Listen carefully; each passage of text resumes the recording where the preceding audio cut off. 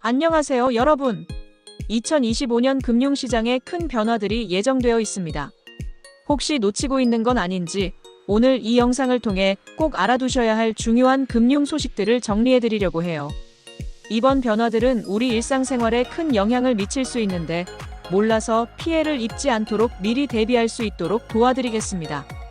오늘 영상의 내용은 2024년부터 시작된 새로운 금융제도의 단계별 시행 소식과 2025년에 다가올 마지막 3단계 제도의 변화에 대해 다뤄볼 텐데요. 대출 관련 규제, 보증기관의 정책 변경, 그리고 대출 심사 기준이 어떻게 강화되는지 자세히 설명드릴게요. 그럼 바로 시작해볼까요? 시청하시기 전 구독, 좋아요, 알림 설정 부탁드립니다. 안녕하세요. 돈 버는 복지TV입니다. 스트레스 DSR 3단계 제도 시행. 먼저 2025년 가장 주목해야 할 소식은 바로 스트레스 DSR 3단계 제도가 본격적으로 시행된다는 점입니다.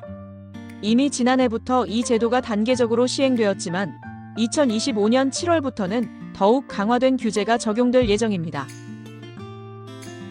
2024년부터 단계별로 이 제도가 시행되었는데요. 1단계는 기본 스트레스 금리의 25%만 적용되었습니다. 2단계에서는 기본 스트레스 금리의 50%가 적용되었죠. 하지만 3단계에서는 무려 100%가 적용됩니다. 이게 무슨 의미냐면 앞으로는 변동금리로 대출을 받을 경우 금리가 오를 수 있다는 가정하에 대출 한도가 줄어들게 됩니다. 특히 2025년 7월부터는 은행권뿐만 아니라 이 금융권까지 확대 적용됩니다. 예전에는 주로 은행에서만 적용되던 규제가 저축은행, 보험사 같은 이 금융권에도 모두 동일하게 적용되면서 앞으로 대출을 받기 위한 문턱이 더 높아지게 됩니다. 소득 심사 강화, 대출자에게 미치는 영향. 다음으로 주목해야 할 변화는 소득 심사와 관련된 내용입니다. 지금까지는 1억 원 미만의 대출, 예를 들어 중도금 대출이나 이주비 대출의 경우 별도의 소득 심사를 받지 않았는데요. 2025년 7월부터는 모든 대출에 대해 소득 심사가 필수적으로 진행됩니다. 즉, 그동안 은행에서 소득 심사를 받지 않아도 가능했던 대출이 이제는 소득 심사를 거쳐야만 대출이 가능하다는 뜻입니다. 예를 들어 전세 계약을 맺을 때 전세 대출을 신청하는 경우에도 소득 심사가 이루어지는데요. 대출자의 소득, 재산, 신용도를 보다 정교하게 확인한 뒤 대출이 승인되기 때문에 그만큼 대출이 더 까다로워진다고 볼 수 있습니다.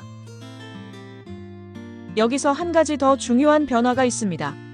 바로 전세대출 보증 비율이 달라진다는 점인데요. 지금까지는 전세대출 보증 비율이 100%였기 때문에 전세금을 전액 대출받을 수 있었지만 앞으로는 90%로 낮아집니다. 즉, 전세금을 전액 대출받는 것이 어려워질 수 있다는 거죠. 이에 따라 대출 심사도 더 강화될 예정입니다. 또한 수도권을 중심으로 전세 보증 비율이 추가로 하향 조정될 가능성도 있다고 하니 전세 계약을 준비하고 계신 분들은 이 점을 꼭 기억해 두셔야 할 것 같습니다. 부동산 PF 대책과 자기자본 비율 변화. 세 번째로 알아볼 내용은 부동산 PF와 관련된 대책입니다. 요즘 뉴스에서 부동산 PF 부실에 대한 이야기를 많이 들어보셨을 텐데요. 부동산 PF는 프로젝트 파이낸싱의 약자로 부동산 개발 사업을 진행하기 위해 시행사가 금융사로부터 자금을 조달하는 방식입니다. 하지만 그동안 일부 시행사들은 매우 낮은 자기자본 비율로 사업을 진행하다가 금융사로부터 빌린 돈을 갚지 못해 부실화되는 문제가 발생하곤 했습니다. 이를 방지하기 위해 2025년부터는 시행사의 자기자본 비율을 20% 이상으로 높이는 방안이 단계적으로 시행될 예정입니다. 이 말인즉 사업 초기 단계에서부터 시행사가 더 많은 자본을 투입해야 하며 금융사도 대출 리스크를 더 엄격하게 평가하게 된다는 겁니다.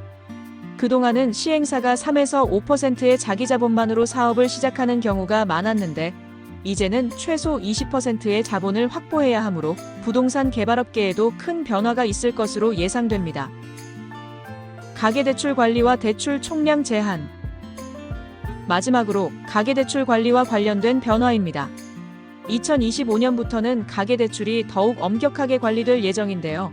이는 은행들이 월별, 분기별로 대출 목표치를 설정하고 이를 초과하지 않도록 관리하는 제도입니다.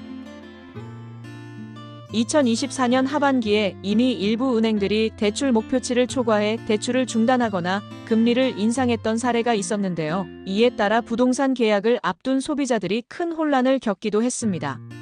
앞으로는 이런 상황을 방지하기 위해 은행들이 연간 대출 목표치를 초과할 경우 그 초과분만큼 이듬해 대출 물량을 줄이도록 관리하게 됩니다. 특히 스트레스 DSR 3단계와 맞물려 대출 한도가 줄어드는 상황에서 가계대출 총량까지 제한되면 앞으로 대출을 받는 것이 더 어려워질 수 있습니다. 따라서 대출을 계획하고 계신 분들은 미리 준비하고 계획을 세워야 할 것 같습니다. 오늘은 2025년에 다가올 중요한 금융 변화에 대해 알아보았습니다. 스트레스 DSR 3단계 시행, 소득 심사 강화, 전세대출 보증 비율 하향, 부동산 PF 대책까지 이 모든 변화들이 우리의 금융생활에 큰 영향을 미치게 될 텐데요. 미리 대비해서 손해를 보지 않도록 현명한 선택을 하셨으면 좋겠습니다. 이번 영상을 통해 여러분들이 중요한 정보들을 놓치지 않고 준비하실 수 있길 바랍니다. 오늘의 이 영상도 여러분께 꼭 도움이 되었으면 좋겠습니다. 가족이나 주변 분께도 공유해주세요. 돈 버는 복지TV는 여러분들의 행복한 삶을 응원합니다. 영상 끝까지 시청해주셔서 감사합니다. 더 좋은 영상으로 다시 찾아뵙겠습니다. 지금까지 돈 버는 복지TV였습니다.